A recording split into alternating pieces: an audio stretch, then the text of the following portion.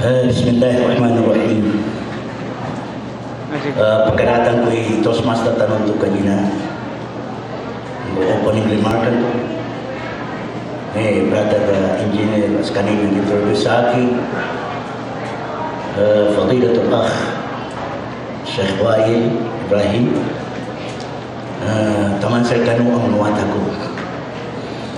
Assalamualaikum warahmatullahi wabarakatuh. Alhamdulillah wassalatu wassalamu ala rasulillah wa ba'd. First, I have to apologize by sitting down because you know already knee of old man. I'm now more than 70 years old. I couldn't stand longer. Our topic of discussion as of now drew me because there is no specific title given to me, only inspirational thought. Is a question, why we need religion. I have chosen this topic because of the allegations against religion that religion is being outmoded, outnumbered by the so-called modern science and technology. The allegations further goes to say that religion has been obsolete, no longer applicable, no longer relevant to our modern society, because of the fact that it has been framed during those bygone days of the nomadic tribe, nomadic society of the desert Arab tribes. However, we can see as of now, young generations who passionately desire socio-political development on Islamic line. Of course, in the mental climate of the modern world, it has been almost idiomatic, even among the Muslims themselves, that religion ought not to interfere political life.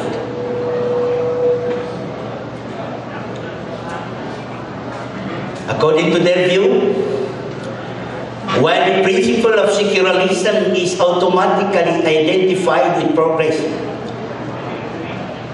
any suggestions to consider practical, politic, socio-economic development under the aspect of religion is dismissed outright as reactionary or impractical idealism.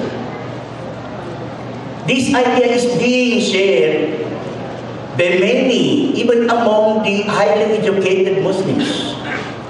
And it is reflective of the fact that the view of the Bible, where religion and state have been demarcated, it has been separated from each other, that is the Western thought, is now influencing the Islamic world of today. Now I have to give the reason why we need religion.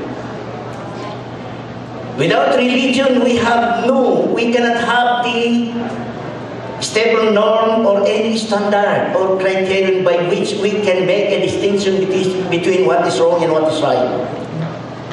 Where to go, where not to go. It is only the guidance of the true religions can guide us to the right direction. We can prove also the necessity of religion. That as of now, there are so many things or many activities prohibited by the true religion, yet there are so many individuals indulging in it. Let us say intoxication, drug addicting. These are prohibited by both the Bible and the glorious Quran. If you go to the New Testament of the Bible, the epistle of St. Paul to Ephesians, chapter number 5 and verse number 18, thou shalt not be drunk with wine. If you come to the glorious Quran, verse number 90 of Surah Al-Ma'idah, يقول الله سبحانه وتعالى يا أيها الذين آمنوا إنما الخمر والميسر والأنصاب والأزلام رجس من عمل الشيطان فاجتنبوه لعلكم تفلحون. صدق الله العظيم. Address to us. or you who believe intoxication, gambling, divination of arrows, and of course, sacrificing to idols or stones are abomination of Satan's handiwork. Fagitanimu, so you have to shun, you have to avoid it. Because it is not a practice of human being, it is a practice of Satan. لَعَلَّكُمْ تُفْلِحُونَ, so that you will prosper and you'll be successful. Another example here is the prohibition of the commission of adultery. It is very obvious in both the Bible and the glorious Quran. In the Bible, perhaps every one of us knows the so-called the Ten Commandments received by Prophet Moses. That was almost in the year 1250 BC. He received these 10 commandments in the Mount Sinai. These 10 commandments had been mentioned in the second book of the Old Testament, the book of Exodus, and repeated in the book of Deuteronomy. The book of Exodus, chapter number 20, starting verse number 3. And one of these 10 commandments is, thou shalt not commit adultery. Of course, the Bible directly prohibits commission of adultery. But if you go to the glorious Quran, verse 32 of Surah Al-Isra, وَلَا تَقْرَبُوا الزِّنَا, do not get near to adultery. Even getting near to adultery is prohibited. How much more for act of commission of adultery? It is more precocious in the Quran. And of course, we can notice from this verse of the Quran that it is addressed, although it has been addressed to the individuals, but more to the authorities. You, Mr. Authority, do not get near to adultery. You are responsible to shut down those places, those activities where people are getting near to adultery. Like nightclubs, where not only the young men and young women are getting near to adultery, but even the old ones.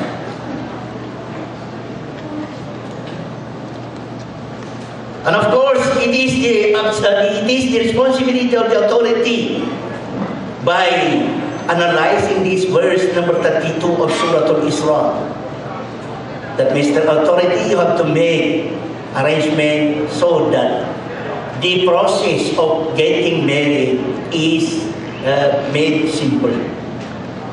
It should be simplified. Because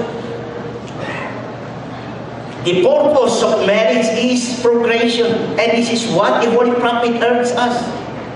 تَزَوَّجُوا الْوَلُودَ الْوَلُودَ فَإِنِّي مُبَاهٍ بِكُمُ الْأُمَمَ يَوْمَ الْقِيَامَةِ.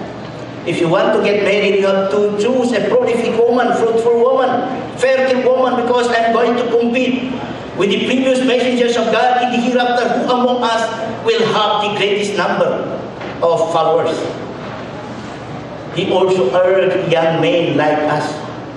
Now I'm including myself as young, still young, more than 70. He said, يا معشر الشباب من استطاع منكم الباءة فليتزوج فإنه أغض للبصر وأحسن للفرج فمن لم يستطع فعليه بالصوم فإن له به وجاء أو كما قال عليه الصلاة والسلام. Oh young man, who among you can afford to get married, he has to do so, because by getting married he will be able to safeguard his chastity and modesty. If you cannot afford, just our problem now. Because of financial constraint, perhaps he would not afford 2 carabos to be slaughtered during the ceremony. If you cannot afford because of financial constraint, you have to resort to fasting, because by fasting you will be able to minimize the emotion of your lust and to control yourself with. Now that the importance of religion is very clear to us, another question here. Which religion is the true religion? Because I believe that there is only one religion, true religion in the eyes of Allah.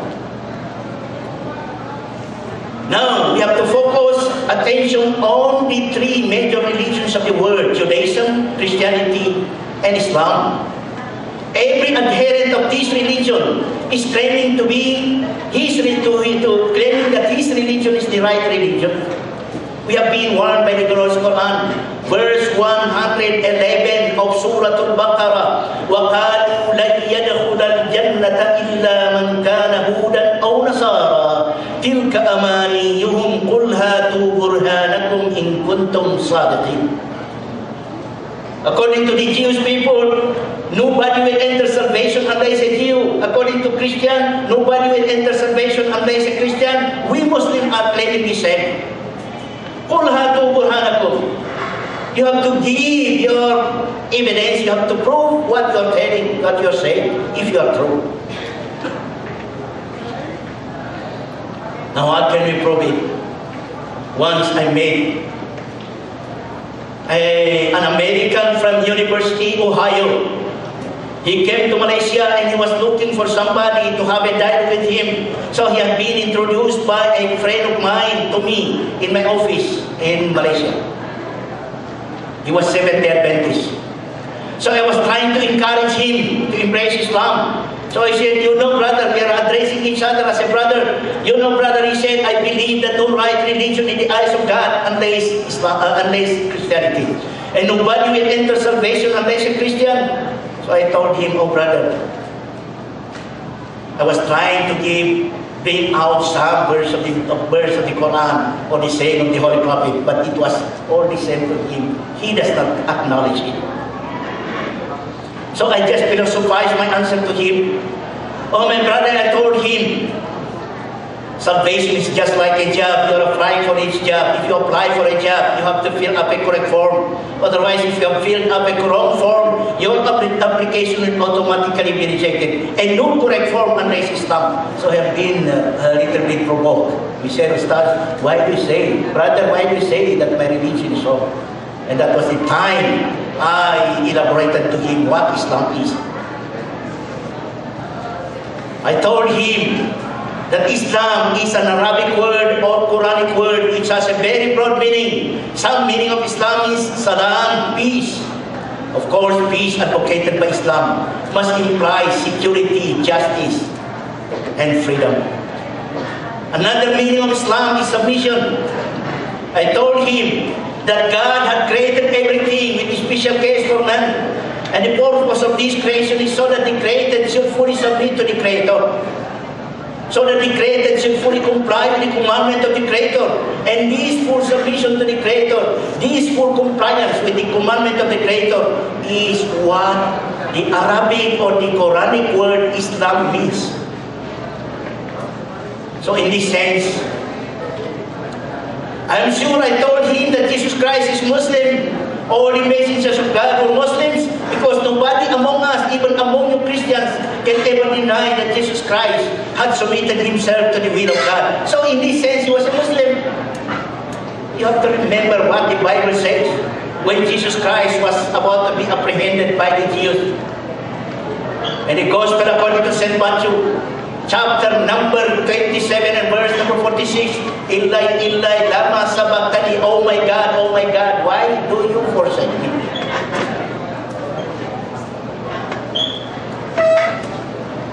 Now, Islam is the only true religion in the eyes of God. Who gave the name of Judaism? It was man. Who gave the name of this religion, Christianity? And it is a derivative name derived from Christ, Christianity. Now let us come to Islam. Who gave the name of Islam? It was Allah Himself. Verse number 19 of Surah Al-Imran. Inna ad-deen 'inda Allahi Islam. God says the only deen in the eyes of Allah is no other than Islam. He emphasized in verse number 85 of Surah Al-Imran, وَمَنْ يَبْتَغِ غَيْرَ الْإِسْلَامِ دِينًا فَلَنْ يُقْبَلَ مِنْهُ وَهُوَ فِي الْآخِرَةِ مِنَ الْخَاسِرِينَ. Anyone who wants to adhere other than Islam as his religion will never be acknowledged of him, and he will be among the losers in the hereafter. And this is Islam. Now let us come to the last point of our inspirational talk. Because I know that the theme of this occasion is unity. How Islam guides us towards unity? Let us go directly to the point. Because the only true religion is Islam. Islam is not a mere religion. It is a social system, a composite code, a civilization of which religion is a part. The allegations that Islam is being outmoded by modern science and technology. The Quran, the Constitution of Islam, is containing all branches of science. Technology, there in the Quran, verse 25 of Surah, there is a Surah Al-Hadid. وَأَنزَلْنَا الْحَدِيدَ فِيهِ بَأْسٌ شَدِيدٌ وَمَنَافِعُ لِلنَّاسِ. Oh man, we have presented to you this iron, and this iron is very powerful and very beneficial to man. So it depends upon you to develop technology of the iron. Now, Islam guides us. What if we observe our situation as of now? Is it satisfactory? Hindi niya mapagkatamanan tanong. Anong kalagayan natin? Mabuti ang kalagayan natin o kailangan palitan natin ang kalagayan natin? So we have to change. The answer is we have to change. Binasa ng isang anak kanina. Verse number 11 of Surah Al-Ra'd, Inna Allah la yughayyiru ma biqawmin hatta yughayyiru ma bi anfusihim. Never will Allah change the condition of the people unless the people themselves will change their conditions. We are the change the world waiting for. We, young generation, you, young generation, is the change the world is waiting for. When Maryam, I remember right, when Maryam, the mother of Jesus Christ, had given birth to Jesus Christ beneath a palm tree, a date tree. So the dates have been ripened, appropriated for Maryam, not to everybody else but to Maryam. And of course, Allah had given instruction to Maryam that you do not wait for this appropriated for you to fall unto you automatically. You have to do it. You have to change it. Verse number 25, Surah Maryam. وَهُزِّي إِلَيْكِ بِجِذْعِ النَّخْلَةِ تُسَاقِطْ عَلَيْكِ رُطَبًا جَنِيًّا. O Maryam, you shake this palm tree so that it will fall unto you what has been appropriated for you. So we need change now because our situation is unsatisfactory. How to do the change? Two factors are necessary. Knowledge. You know the vision of a Muslim like us is how to be successful in this worldly life and in the hereafter. And this has been highlighted by the glorious Quran. Verse 77 of Surah Al-Qasas. وَابْتَغِ فِي مَا آتَاكَ اللَّهُ الدَّارَ الْآخِرَةَ وَلَا تَنْسَ نَصِيبَكَ مِنَ الدُّنْيَا. You have to exert your maximum effort in order to be prosperous, in order to be successful in the hereafter, but do not forget your portion in this world. How to do so? We have been instructed by the Holy Prophet, مَنْ أَرَادَ الدُّنْيَا فَعَلَيْهِ بِالْعِلْمِ وَمَنْ أَرَادَ الْآخِرَةَ فَعَلَيْهِ بِالْعِلْمِ وَمَنْ أَرَادَهُمَا فَعَلَيْهِ بِالْعِلْمِ. Whosoever wants to be prosperous in this world must be knowledgeable. Anyone who wants to be prosperous in the hereafter must have knowledge. Likewise, anyone who wants to be prosperous in both worldly life and hereafter must have knowledge. Without knowledge, we will not be successful. Now the Bangsamoro. The Bangsamoro is very rich, and this richness of the Bangsamoro land is appropriated for us, the Bangsamoro. If we have no knowledge, especially technical know-how, how can we explore it? Do not wait for any sharikat. Do not wait for any company to explore it for us, otherwise only a small portion of us will be left for us. Another factor here, the last factor here, for unity is we have been warned by the glorious Quran. Do not be disunited. Do not quarrel among yourselves. 46 verse 46 of Surah Al-Anfal. وَلَا تَنَازَعُوا فَتَفْشَلُوا وَتَذْهَبَ رِيحُكُمْ. Do not dispute among yourselves, lest you will fail. Failure is certain and you will lose your strength. Now how to do this? The glorious Quran had drawn our attention in order to trace back what are the differences of the previous peoples. What are the cause of their dissension, their father? The first man on the earth, the two sons of Adam, alayhi salam, related by the Quran. You better go to verse 27 of Surah Al-Ma'idah. وَاتْلُ عَلَيْهِمْ نَبَأَ ابْنَيْ آدَمَ بِالْحَقِّ إِذْ قَرَّبَا قُرْبَانًا فَتُقُبِّلَ مِنْ أَحَدِهِمَا وَلَمْ يُتَقَبَّلْ مِنَ الْآخَرِ قَالَ لَأَقْتُلَنَّكَ قَالَ إِنَّمَا يَتَقَبَّلُ اللَّهُ مِنَ الْمُتَّقِينَ. Relate to them the story of two sons of Adam. When they have been commanded by God to offer sacrifice, the sacrifice of the elder brother, Cain, according to the English Bible, Habil, according to the Arabic version. It has been rejected. فَتُقُبِّلَ مِنْ أَحَدِهِمَا. It has been accepted from the younger brother, but rejected from the وَلَمْ يُتَقَبَّلْ مِنَ الْآخَرِ. It has been rejected from the elder brother. So when he noticed that his Qurban was rejected, he has been puffed up with arrogance, animosity, and jealousy. He killed his brother. And this is what is our problem now. Animosity, jealousy, rivalry is the one, the prevailing situation as of now, environment. How to solve this? We have to come back to the Quran. Another example here is the brothers of Yusuf alayhi salam. You better read from verse number 8 of Surah Yusuf. إِذْ قَالُوا لَيُوسُفُ وَأَخُوهُ أَحَبُّ إِلَىٰ أَبِينَا مِنَّا وَنَحْنُ عَصْبَةٌ إِنَّ أَبَانَا لَفِي ضَلَالٍ مُبِينٍ اقْتُلُوا يُوسُفَ أَوِ اطْرَحُوهُ أَرْضًا يَخْلُ لَكُمْ وَجْهُ أَبِيكُمْ وَتَكُونُوا مِنْ بَعْدِهِ قَوْمًا صَالِحِينَ. They have been jealousy against Yusuf. They were suspecting their father Yaqub as favoring more to Yusuf. اقْتُلُوا يُوسُف. Let us kill Yusuf according to them. Or cast him away from the sight of our father. So that we can monopolize the favor and the love of our father. They did not kill Yusuf, but they sold him to slavery to Egypt. Another example here is the Iblis. When Adam has been created by God, he commanded the malaikat, including Iblis, to make salutation, sujood to Adam, but not sujood ibadah. Because sujood ibadah will never be allowed by Islam unless only to Allah. You try to read verse number 75, Surah Sad. قال يا إبليس ما منعك أن تسجد لما خلقت بيدي أستكبرت أم كنت من العالين قال أنا خير منه خلقتني من نار وخلقته من طين.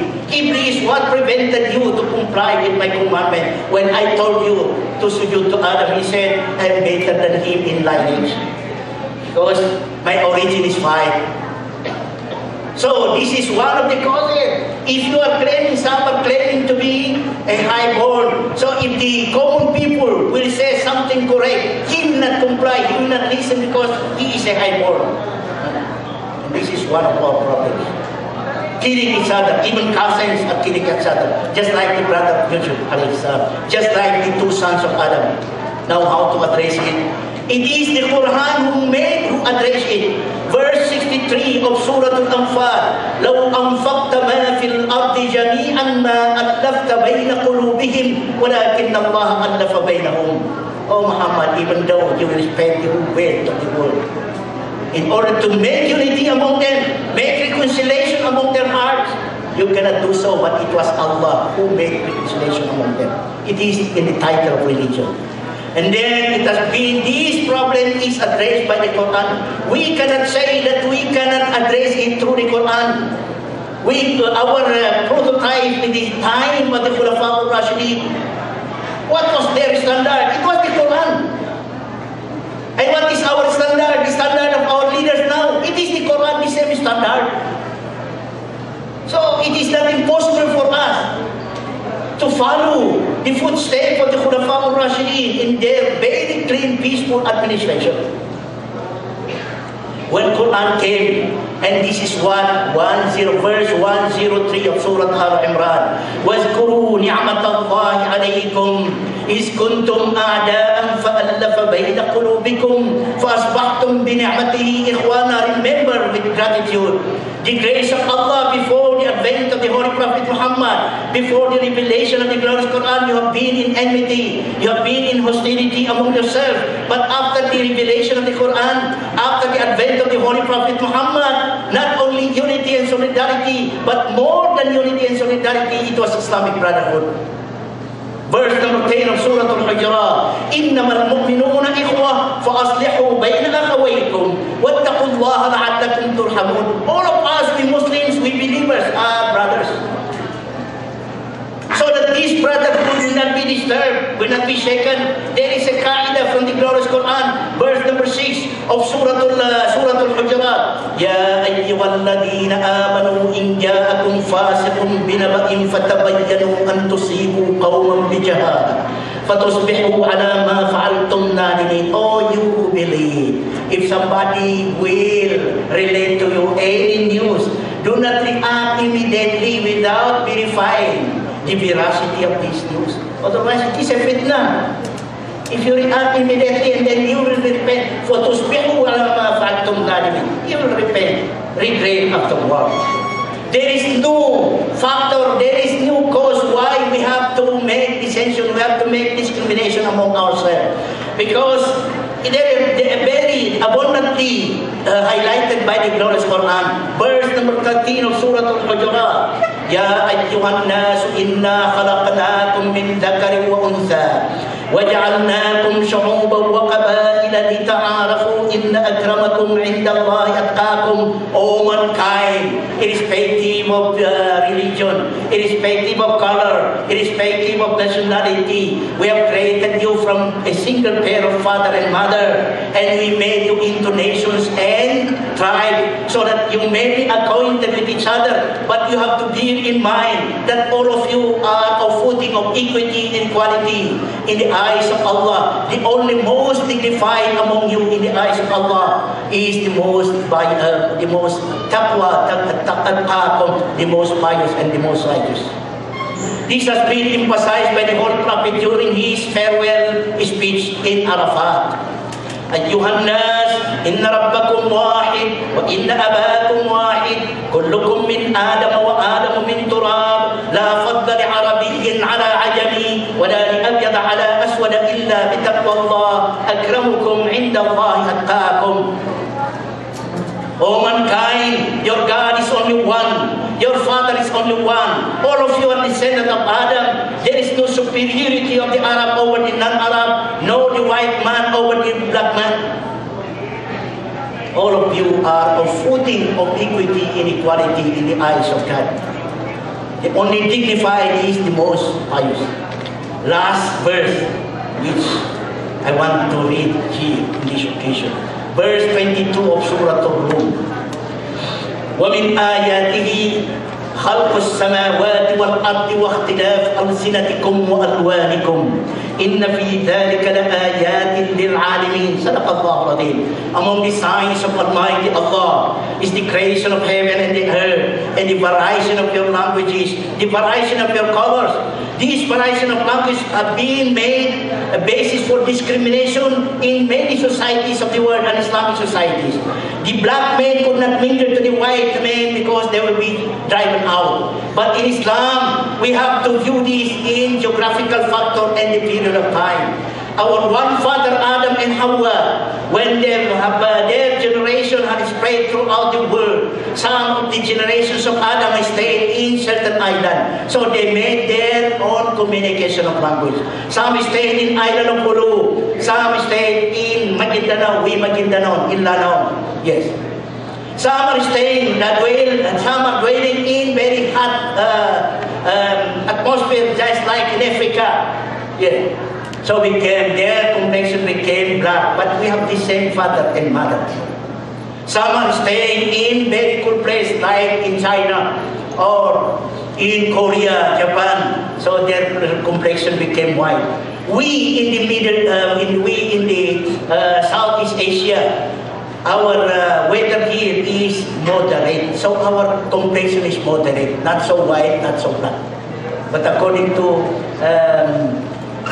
Malay language, hitam manis, yeah, although a little bit black, but sweet black.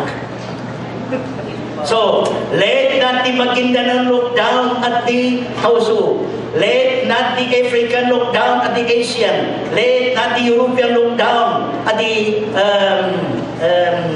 Arab. Because all of us are from Adam, and Adam has been created out of clay.